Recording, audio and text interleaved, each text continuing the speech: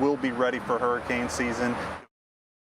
Promise from Houston's main power provider, but ready how? Hurricane season started today, and in Houston, we know exactly what's at stake. Who can forget Hurricane Beryl? About 2 years ago, that storm knocked out power for days, for some even for weeks. And after the backlash, CenterPoint Energy said they would do better, improve communication, make the grid stronger, and have fewer widespread outages next time. So tonight, our Stephania Jimenez is holding them to those promises to investigate what's changed and whether it's enough to keep your lights on this hurricane season.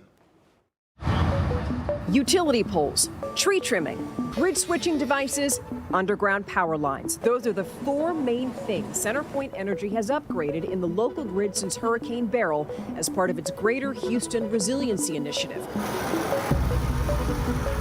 We'll go through them one by one from the bottom up, starting with underground power lines. More than 400 miles of them have been added. We're being very strategic in how do we underground stuff, and so there's areas that you really can't trim the trees enough. They're really high risk of fall-ins, and so those are areas that we look at strategically underground. We're also looking at critical care facilities. Then there's grid switching devices, which Nathan Brownwell, Vice President of Resilience and Capital Delivery at CenterPoint, calls automation devices. More than 500 of those have been installed. They're designed to get power back right away. Or we're installing automation devices that can automatically isolate faults to get customers back on much quicker. Next, tree trimming. CenterPoint Energy says it's cleared more than 8,000 miles of trees that are at risk of falling onto power lines or snapping utility poles.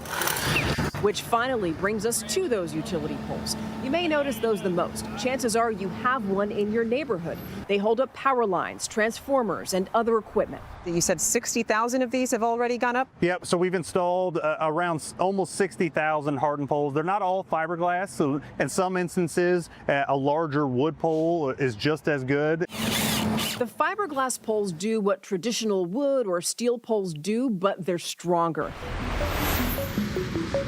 They're designed to withstand extreme hurricane-force winds of up to 130 miles an hour. For reference, Beryl struck Texas as a Category 1. So you do an assessment every year to see where you are. Yep. And I guess it's just you notice which ones are weaker, right? That's right. It's part of our inspection process. But I talked about the escalated work plan that we were doing. So traditionally, we do around 25,000 pole changeouts. Last year, we did almost 44,000 pole changeouts. So you think about how we've gone from 25 to 44,000 poles. Huge jump in amount of work that's being done. And that's the pace that we're going to be on for long term, because as part of our commitment through the Greater Houston Resiliency Initiative is to harden our system. I have to play devil's advocate for a moment and think about the people at home, because they say, okay, well, are you just doing this now because this is when we're watching, because it's post-Beryl and all those, that's still fresh?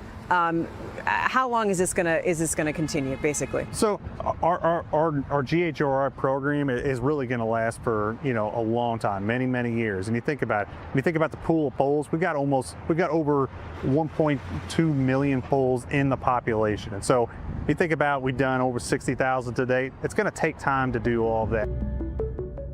But we all know Mother Nature is on a different timeline. Considering past destructive storms, we asked what you really want to know. How prepared are we for the next hurricane? What our customers know is we take extreme weather serious. We understand their concerns. We want to earn their trust back. And that's, everything that we do is an opportunity to show them that we are on the right path and provide the level of service that they expect.